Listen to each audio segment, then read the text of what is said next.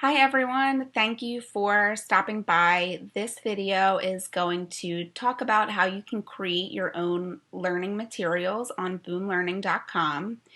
If you are not interested in creating your own, but you'd like to know how to access materials that are already available on Boom Learning, you can check out the other video on this blog that will show you how to just get set up and get started with accessing the wonderful materials that are already available by some really creative therapists, teachers, parents, and other professionals. So this video is for anybody who is interested in learning more about how to create materials for their child or student.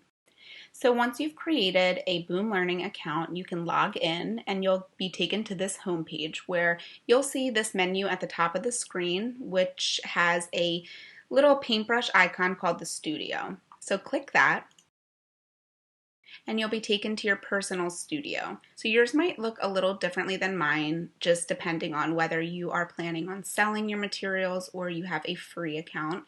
Since I sell materials in my store, I have a membership that might be different than yours, but you will be able to still follow this video because Boom cards are free to make, and that's why I love it. So come down here to Asset Managers and you're going to want to click Make Decks.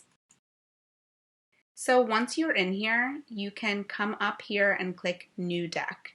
I'm actually going to go with a deck that I've already created for this video, but if you are starting without any previously made decks, then you can come up here and click New Deck.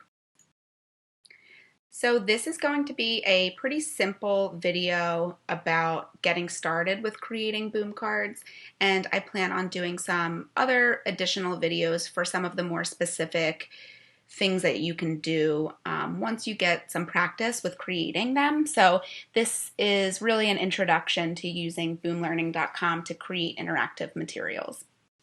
So the first thing I wanted to talk to you about was creating a title. So when you're making materials, especially if you're making a few different decks or you don't plan on making the deck from start to finish in one sitting, it's really helpful to make the first thing you do create a title. So to do that, you'll come down here to this bottom left-hand corner where it says Untitled Deck, and you'll click that. Now come up here where it says it again, click again, and you can give it a title. So I'm going to call this Creating Boom Cards. Once you've entered your title, you can X out of it, and now your title will be stored and it will be much easier for you to find your deck in your library. One of the things that I love about Boom Learning is that everything saves as you're working, so you don't have to worry about things getting lost or not saving them as you're going. It's nice to be able to kind of have that peace of mind as you're creating. But storing a title from the beginning will help save you time when you're coming back to edit your materials. The next thing I'd like to show you is the template card. So if you look up here at the top left-hand side, you'll see this blank card called the template card. Anything you add to the template card is going to get applied to all of the cards in your deck. I like to use the template card if I'm making an interactive story or some other material that I'd like all of the pages to be the same. It's great for adding your logo or something specific that you'd like each page to have, a background or anything like that. So let me show you what would happen if you were to add an image to the template card. So again, I like to do this mostly with templates that I've created on PowerPoint or Google Slides. So once you've added your background or your template or whatever you'd like to apply to all of your cards, you'll see that now on each card, that template is in the same exact spot. So the template card is great for things like that. It saves you time. It allows you to make everything the same, have the same layout on each page. But sometimes you don't want that, and you can do other things with your cards to save time and not use the template card. So using the template card is great for some things. I don't use it for everything, but it's great to know that that feature is available. Another thing that is important to remember is that any edits you make to the template card are going to apply to all of the pages. So if for some reason you get to your fourth or fifth card and you decide you don't want the template, just edit it on that page, and you can kind of get around that. Don't come up to the template card and delete it, because then it will delete on every page. All right, so for now I'm just going to delete the template so that I can show you the other features. The next thing is adding text. So it's super easy to add a text box to your materials. So you'll want to come up here to this top left-hand corner, click and drag the text icon, and now you'll have a text box. You can type whatever you'd like. You can move it around. You can change the font, the size. You can really do anything you'd like.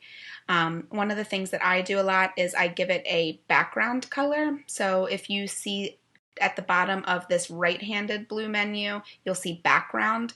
If you click that while you're in the text box and go to color, you can give it a background color. That's good, especially if you are making materials that have a background image and it's hard to see your text. Giving it a highlight or a background color is great. If you have seen my boom cards or you follow my Instagram or blog, you'll know that I am a speech pathologist who works a lot with augmentative communication, or AAC, and I do a lot of core vocabulary work.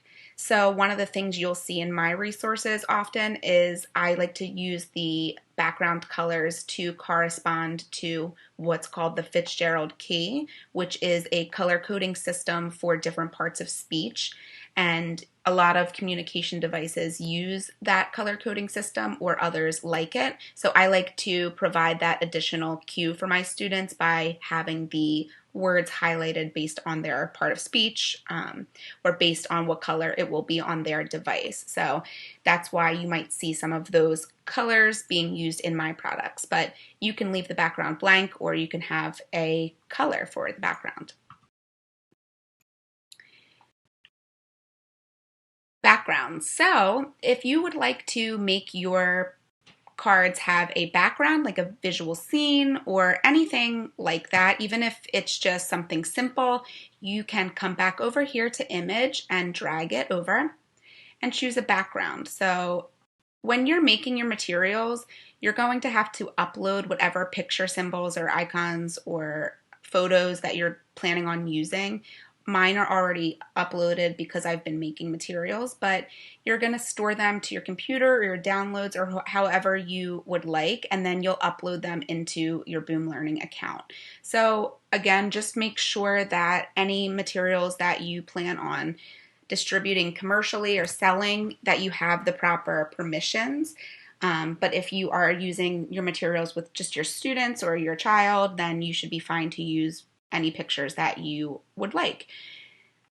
Let's look at the backgrounds. So, I am going to find a nice background for this card. Let's use this backyard one. So as you move it around, you'll see it gets bigger. You can resize it and move it to wherever you'd like. And now we have this nice background that covers the whole card, and we can start adding to it to create materials. So you'll notice that the text box is now being covered by this picture. So if you want your background to be at the complete back of the card, you can come over here to the right menu, go to Z order and click send to back or rear, and now anything else will go on top of it. So that's great when you want to make a scene, or you want to have a picture go all the way in the back and you want your other parts to be in the front. So when you are creating boom cards, sometimes you accidentally move your background and it gets bigger or smaller, or just gets out of line with where you want it. So one way to make sure that doesn't happen is by clicking whatever item you'd like for your background, coming over here to item, and locking it. So when you lock a picture or a button or a text box, it means that you won't be able to move it. So I'm clicking and dragging it now and nothing's happening. I like to do that for backgrounds because it just makes my life easier when I'm trying to create a material.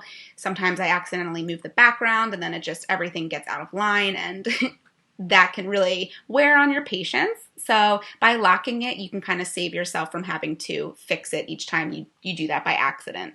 So you don't have to lock it, but just a tip that I've learned as I've started to kind of create different materials on here. So let's say you don't want a picture as your background, but you'd like to do a color, you can do that as well. So in order to delete something that you've locked, you have to first come back over here to item and unlock it. And now I can delete the background picture by pressing delete, or by coming up here on the menu and pressing this delete button.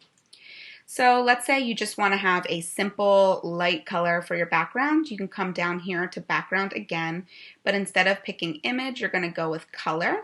And now you can select from any of the colors and make your background whatever you'd like. So maybe you want to do a high contrast background. Maybe you want to have something that's not too visually overwhelming. So you can do anything you'd like with making your backgrounds different colors. So to add images to your boom cards, it's super easy, and this is probably the tool that you'll use most. And all you'll want to do is click the image icon and drag it over. And now any pictures that you have uploaded to your library will populate here, and you can kind of add them to your picture. So let's choose a person and add her to the picture. And as you can see, she's kind of half in the frame, so you can resize the picture to make it as big or small as you'd like it. You can move it, you can do anything you'd like with your images. So you can add as many images you'd like, or as few as you'd like, to your boom cards. I'm going to give her a toy to play with. So let's go to toys and let's give her some blocks.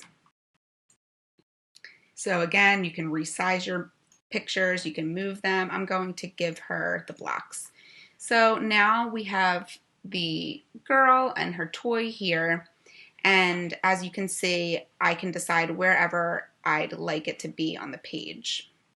So you can continue to add images, you can add a background, you can do whatever you'd like with your picture to make it your own. And that's kind of how you could create some different materials. If you'd like to do a matching activity, you could add a couple different images and have them match. You can have them identify. So even if you don't want to do anything super involved, but you just want to add some pictures to a boom learning card and use it for telepractice or use it with your child, there's so many ways that you can make this as simple or as advanced as you'd like. So that's how you add images.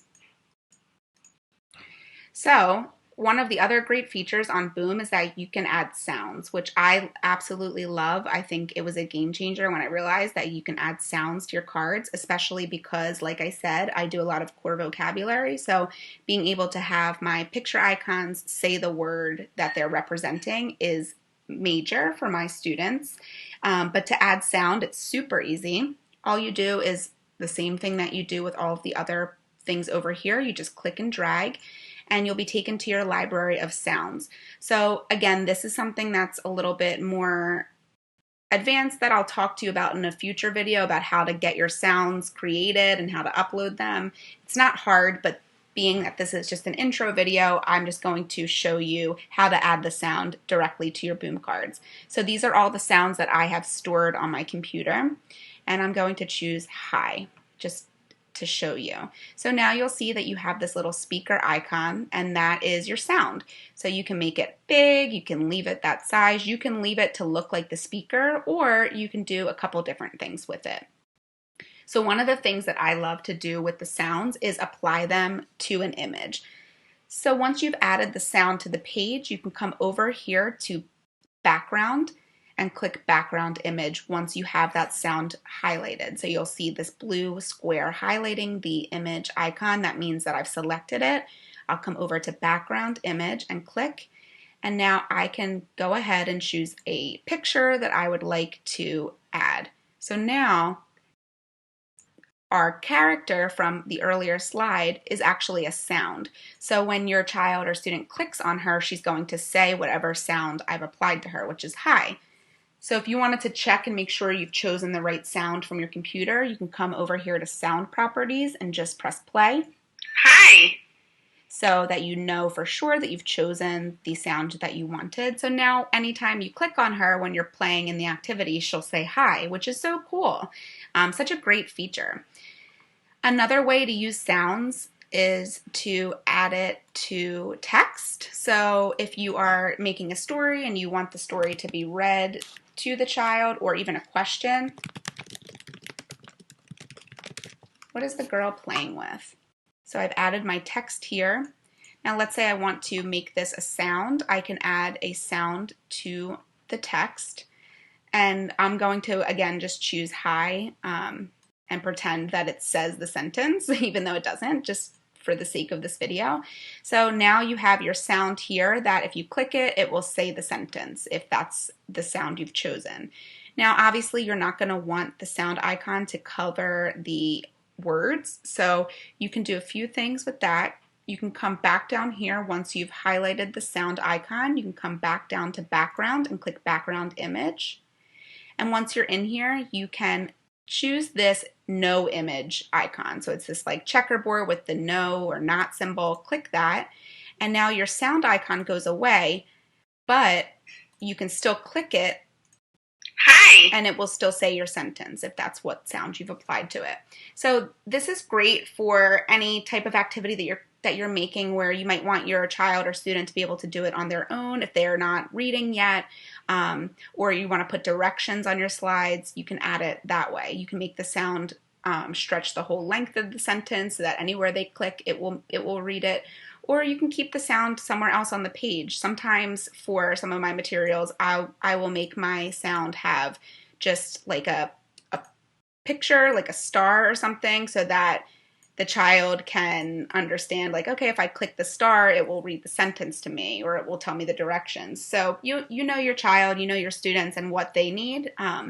You could even make this be a read picture icon, you know, another verb to target, but you can do a lot with sounds. And again, it took me a little bit to figure out how to make and record and save sounds on my computer. So I plan on sharing that information with you in a future video. But for now, I just wanted to show you how to apply the sound. All right, so buttons are another thing that you can add to your boom cards. So over here under text, you'll see the button icon. If you click and drag that, it's going to put a rectangular button icon onto your screen. So it has text on it automatically. You can either leave the text or delete it based on whatever you're creating, and you can resize the button. You can do pretty much anything you'd like with it. The important thing to remember is that anytime you add a button to your boom cards, it automatically is listed as the correct answer.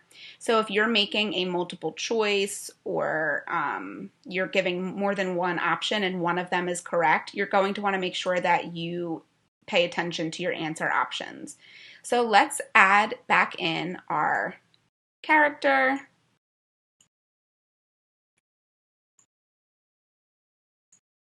And let's give her the blocks again.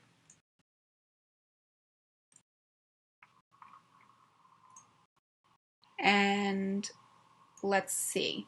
So we had the question, what is the girl doing? And let's say you're going to give two choices. Is she playing with blocks or is she playing with bubbles? So instead of adding a second button here, I think it's easier to highlight it, make sure you've clicked on it, and then come over here to this copy/delete menu. Once you click that, you'll see duplicate. If you duplicate it, now you will have the exact same size button that you can just move around. So again, these are now both highlighted in green. That means they're both listed as the correct answer. So you're going to want to make sure you change that. So let's change this button to be blocks, and let's make this one bubbles. So you can either add an image on top of the button, or you can change the background of the button. Just depends on whatever you think works better. So coming down here to background image, I'm going to choose blocks, and then I'll do the same for this, but I'll choose bubbles. So now we have these two choices here, and you can kind of make them bigger, smaller, whatever you want. So this is obviously the correct answer, so we'll leave this as correct, but we'll come down to the second choice and we are going to unselect the correct. You can select wrong, but you don't have to. As long as you just make sure that it's not listed as correct, it won't allow your child to submit that as the correct answer. So now you've made a simple multiple choice activity. I'm sure your creativity is going to take you really far with this, and you're probably thinking of different ways that you can use it with your child or student, but it's super simple to make, and you can add as many of these buttons as you'd like. And so that's how you would do that. You can also add multiple pictures at once to make like a multiple choice option. So here you could add different buttons. You could add blocks, bubbles, cars, ball, whatever. And it's the same thing. One of them will be correct, the others won't. So just make sure that you choose that correctly. So you saw how I added my pictures back onto this page, but there's a simpler way for me to have done that. So if I wanted to have this exact picture on my next slide, I could come over here to cards and go to clone the selected card. Click that and it will make a copy. So over here on the left hand side, you'll see that now I have two of that same card. So that's what I use if I'm making an activity where the picture is going to stay the same, so that I don't have to keep adding the pictures in, if that makes sense. So a lot of times I'll make materials where the character is going to be on every page, so I'll just clone the pages as I go. The difference between cloning and using the template is that when you use the template, the picture is going to stay in whatever position you have chosen on the template, whereas when you clone the buttons, you've basically just copied and pasted or duplicated the button, and you can move it, you can do whatever you want with it, and it won't affect the rest of the cards. Another thing you can do with your boom cards is drag and drop. So this is great for a lot of different things, but I just want to show you a really simple way to use it. So I'm going to add some basic pictures. Let's just do animals. Let's do a cat. And I'll put that cat here. And then I'm going to put two other pictures over here. And again, this is a really basic way to do this, but I'm just trying to show you how you could use drag and drop. So I'm going to duplicate this to give another option. And let's say dog. All right, so now I've created a drag and drop activity by adding in a couple different things, and by that I mean that I want this to be where the child is going to drop the picture. So you're basically making a matching activity with this drag and drop with this basic layout. Now I do drag and drops to do categories. I do it for following directions. A lot of times I'll do it for core vocabulary if I'm doing a verb. Let's say it's, if you look through my cards, you'll see one for stop and go. So I do the drag and drops for the child to actually make something go and then stop. So there's tons of ways that you can use this feature, but let's just show you it with a matching activity. So now I'll come over here to my icons, and if you press Shift and hold Shift and now click both, they're both highlighted. You don't have to do it that way. You can do each on its own, but just for time saving purposes, that's helpful. So you'll come over to your right side menu and see where it says drag/drop options. You'll click and press Draggable. So now we've made it so that these two icons will be able to be dragged on the screen. So you can leave it at that, and that's something to keep in mind. If you want to just make a really basic activity where the pieces are movable and you're just going to play with it with your child, that's a great idea, and that's something that I do as well. But if you wanted to create an activity that has some sort of task involved, then you're going to want to create a drop zone for these. So basically, you are going to select where you'd like the pictures to be dropped, and you're going to go over here and click under the drag/drop options, click drop zone. So now you've created a drop zone. So the drop zone is indicated by this flag icon, and anything that's draggable will have that little like pointer finger icon on it. So let's say that you want the cat picture symbol to be draggable and to be dropped off here. So you're basically asking the child to match the picture. What you'll do next is you'll click on that draggable icon, that little round pointer finger, and you will place it on top of the flag. And now that icon is going to be draggable to drop off here. So you don't actually have to make the other options draggable, because if you, for some reason, if you'd rather them not be able to even move this icon when they're engaged in the game and make it really errorless, especially with an activity as simple as this, that's a great idea, and that's something that I keep in mind when I'm making my materials. So now you've established that you want this cat picture icon to be draggable to match over here. So in the drop zone, so where I'm highlighting this drop zone, you can either have it allow anything, so the child doesn't have to get it anywhere in particular, or it can snap to center, which is something that I like to use a lot. That means that once the child drags it anywhere within this drop zone, it will snap right to the center. So great for matching, great for lining things up, and not having the child have to worry about whether they've perfectly put the square in the box or whatever. So drag and drops are great, and I'm going to show you what this looks like in a few minutes once we preview our activity. Something to keep in mind is that anything you do on Boom can be easily undone. So up here at the top of the screen, you'll see undo and redo. Probably my favorite buttons, because I'm constantly doing things by accident or doing things that I don't like on here. And so just easily you can undo it by pressing that undo button. So that's important to keep in mind. All right, preview. So here's the fun part. Anytime you're working on your Boom cards, you can simply preview it by coming up here to this top menu and pressing preview. And now you can kind of look through your activity. So I do this constantly when I'm making Boom cards, because I want to make sure that what I'm doing to the cards is actually working, and then that saves me time at the end from having to go back and do a bunch of edits. So each time I add a new feature or a new part to the card, I like to just check and make sure it's going to be how I had wanted it. So you can go to the next page and let me show you some of the things that we added. So here's that girl. She's not movable. We didn't make her draggable, so you can't really do anything with her. Here she is again, because we cloned that card. Hi. There's that sound that we added, so you can do it with the star. Hi. Or you can do it on a picture. Hi. Or you can have it hidden. So lots of different ways to do sounds. Here's those buttons. So blocks is the correct answer. So, oh, what is the girl playing with? So they got it right, and it went to the next card. The drag and drop, where we click the cat, and now we can put it over here. Can't drag the dog because I made it undraggable. But again, you'll see how when I drag this over, it snaps right to the center, which I like.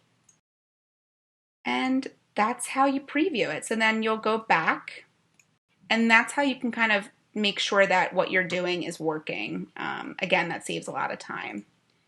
All right, so once you're done creating your materials, you're ready to publish them. So you can go down here to this bottom left corner, or up here to the top where it says details. This is where you've created your title, and now you can put in some information, which is going to help other people find your materials. So you can make them 0 points, especially if you aren't selling them, and if you don't have the proper licenses, definitely do 0 points. I typically don't randomize my cards. I can't say for sure how that works, but I would assume that it kind of makes the order go in random. And usually my activities are a story or something that builds on each slide, so I don't really usually do randomized cards. But I would if I was doing like WH questions or something like that where it wouldn't matter the order. So that's something to keep in mind. And I'm not going to get into flow magic today, but in the future I will. That's a really cool tool. Again, there's so many cool things about Boom, but I don't think that this is the video for that because it's a little bit more advanced, but we will get there. So once you've indicated the grades, and you can add some keywords in here like I usually do, core vocabulary, AAC, whatever you want. You can choose the subject.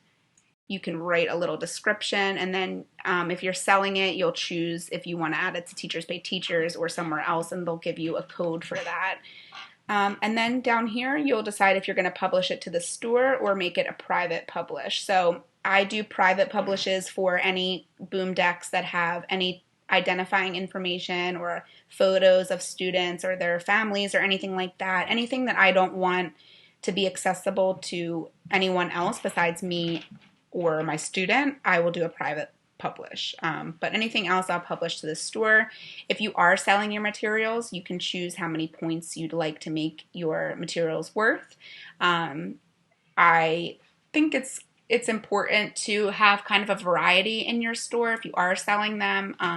If you look through mine, you'll see that I do have a few freebies, and I think that just helps people see your style, see what your materials look like, and I like to give things away for free too, especially materials that I think are helpful for a lot of people. I'll often make them free. And if you are planning on selling your materials, then I would recommend kind of checking out what other prices are looking like and just trying to make sure that you're making a fair price for the materials. And it is time consuming to create these materials, and I've been having so much fun with it that I love it. But if you find that you don't have the time, or you're just not interested in creating your own, again, there is a huge store available for you with tons of materials, and a lot of them are free, and a lot of them are really, really wonderful for targeting a lot of different subjects and topics, and you can really find some good stuff there without having to pay for anything or make anything. So thank you so much for watching. I hope this video was helpful for getting started with creating Boom cards. You can see the other videos and read some other posts on my blog at talktomewithaac.com. Don't forget to follow us on Instagram at talktomewithaac, and feel free to leave me a comment or send me an email at talktomewithaac@gmail.com, or send me a message and let me know what you thought of this video, or if you have any requests for any future training videos that you think would be helpful. Thanks for watching.